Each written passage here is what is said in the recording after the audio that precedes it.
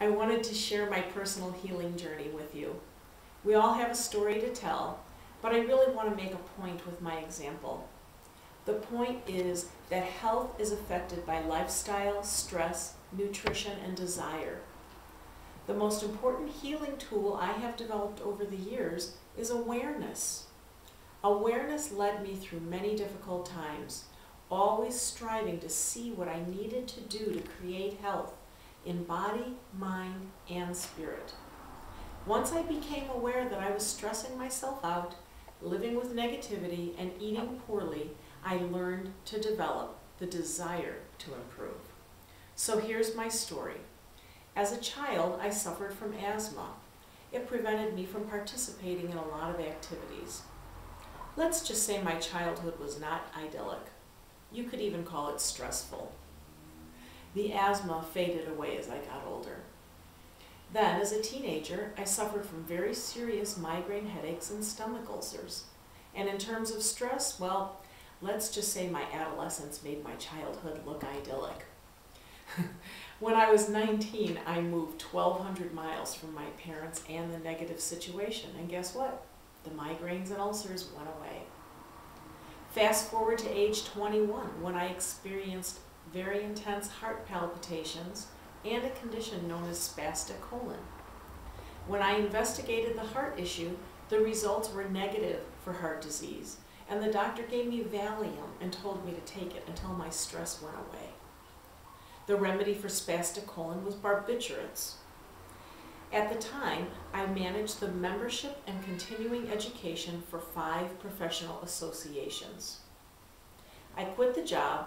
They had to hire 3 people to replace me, and guess what? The symptoms went away. Moving ahead to age 28, and here I have herniated discs in my lower back, and all the doctors think I need surgery. I'm finally seeing a pattern, awareness, and decline surgical intervention. I'm working in the family business at the time under extremely stressful conditions. I quit the job, and again, the problem went away. So, not only did I quit the job, but this time I realized that I needed to seek my own way and stay true to myself. So I started a business providing healthy gourmet catering services and teaching organic cooking to cancer patients. I had no trouble lifting 50-pound bags of carrots and executing the extremely physical and stressful work of being a caterer. I was healthy the whole time, but it became burned out at the end and realized that I needed to get out of the food industry if I was to stay healthy. Next, I became a massage therapist and wellness coach. I realized that I was well suited to be working in the healing arts. I did this work for 16 years without much problem. Toward the end of this time, I became extremely fatigued. I thought it was because I was getting older and being a massage therapist is very physically demanding. As I'm always learning, I started taking a real interest in nutrition and body-mind therapies, and I attended many trainings.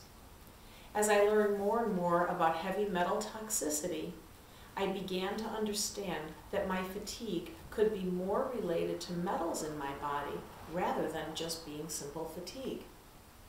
This is where the story gets interesting. I decide to get tested, and I discover in 2007 that I'd been eating off of lead-glazed plates for over 20 years. My lead levels were literally off the charts. I found the culprit. Look, I loved these dishes, and I ate off of them at every meal. I had plates, cups, bowls, saucers, everything. My mother gave them to me. I love them. Little did I know what they were doing to me. Heavy metal toxicity can have a very negative effect on the immune and neurological system, and it sure did on mine. I developed allergies and allergic asthma that was very serious. Foods I had eaten my whole life had become toxic to me. Animal allergies really heightened, which was a problem because I have a dog I could not give up. And then I developed rheumatoid arthritis in 2009. My hands blew up like a boxer's, and I had to quit my massage therapy practice almost overnight. I also developed horrible hip pain, which resulted in total hip replacement surgery on the right and a need for it on the left. But let me tell you the good news. The good news is that I kept learning the whole time. I learned a new bodywork practice called Touch for Health. Touch for Health gave me weeks of pain relief from a single session. I found a new way to work with people that was extremely effective and not hard on my own body. I also discovered detoxification with raw foods and enzyme therapy. So let me interject the really good news here. Rheumatoid arthritis is diagnosed with a blood test. Anyone who has a rheumatoid factor, or RF, over 60 is considered to have it. My RF was 625 the first time I had it tested. The first time I did a 4-week detoxification program, my RF number dropped by 50 points.